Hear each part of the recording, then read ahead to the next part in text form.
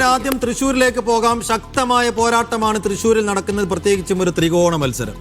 നിലവിൽ ഒരു seat UDF-നും 12 seat LDF-നുമാണ് ജില്ലയിലുള്ളത്. Thrissur, Manalur, Nattika എന്നീ മണ്ഡലങ്ങളിൽ പൊരിഞ്ഞ പോരാട്ടമാണ് നടക്കുന്നത്.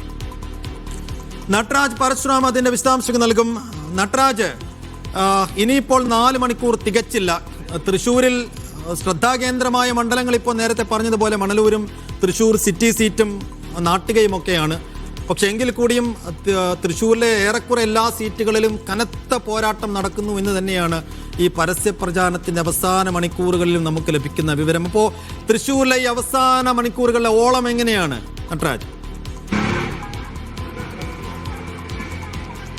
സൈഫുദ്ദീൻ, അവസാന മണിക്കൂറുകൾ എത്തി നിൽക്കുമ്പോൾ തൃശ്ശൂരിലെ എല്ലാ മണ്ഡലങ്ങളിലും പോരാട്ടം കനത്തതാണെന്ന് പറയേണ്ടി വരും. രാവിലെ തന്നെ പല മണ്ഡലങ്ങളിലൂടെയും സഞ്ചരിച്ചു വരുമ്പോൾ അവസാനവട്ടം വോട്ടുറപ്പിക്കാനുള്ള പാച്ചിലാണ് സ്ഥാനാർത്ഥികൾ എന്ന് പറയാം.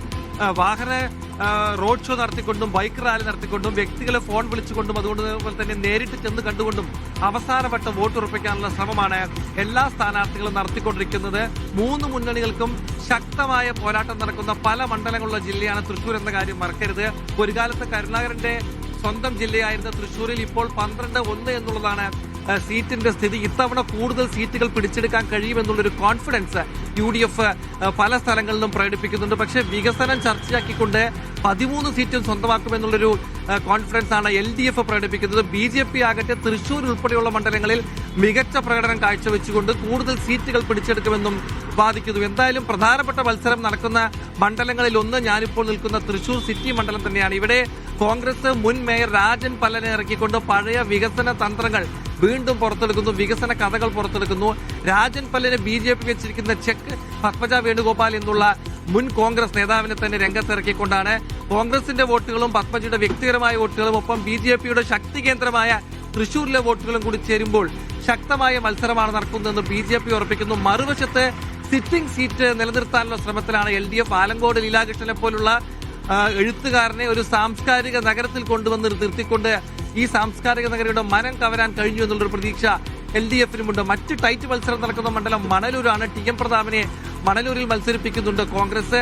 C രവീന്ദ്രനാഥിനെ പോലൊരു പോപ്പുലർ ഫേസിനെ LDF അവിടെ ഇറക്കിയിട്ടുണ്ട്. UDF LDF-ന് പുറമെ BJP അവരുടെ മികച്ച സംഘാടകനായ KK അനീഷ് കുമാറിനെ രംഗത്തിറക്കിയിരിക്കുന്നു.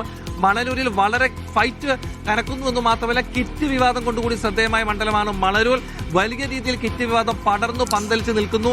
വിവാദം പോർവിളികളൊക്കെ തന്നെ മണലൂരിൽ നിൽക്കുമ്പോൾ മണലൂരിന്റെ മനം എന്തു പറയുന്നു എന്നുള്ളത് ഏറെ ഉറ്റുനോക്കപ്പെടുന്ന ഒരു വിഷയമായിരിക്കും. നാട്ടികയിലേക്ക് വന്നാൽ CC മുകുന്ദനെ CPI-യിൽ നിന്നും ചാഴിച്ച് BJP മത്സരിപ്പിക്കുന്നു.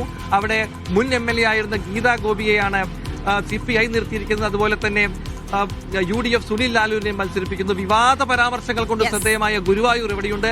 ഗോപാലകൃഷ്ണനെതിരെ CH റഷീദ് UDF-ന് വേണ്ടി മത്സരിക്കുന്നു. NK അക്ബറുമുണ്ട് LDF-ന് വേണ്ടി. എന്തായാലും തൃശ്ശൂരിലേക്ക് പോളിംഗ് നടക്കുമ്പോഴും അതുപോലെ തന്നെ വോട്ടെണ്ണുമ്പോഴും എല്ലാ കണ്ണുകളും തൃശ്ശൂരിലെ പല മണ്ഡലങ്ങളിലും എത്തുമെന്ന കാര്യവും ഉറപ്പാണ്. അങ്ങനെ തൃശ്ശൂരിൽ ഇഞ്ചോടിഞ്ച് പോരാട്ടം നടക്കുന്ന അല്ലെങ്കിൽ വലിയ വിവാദങ്ങൾ കൊണ്ട് ശ്രദ്ധേയമായ മണ്ഡലങ്ങളുടെ വിവരങ്ങളാണ്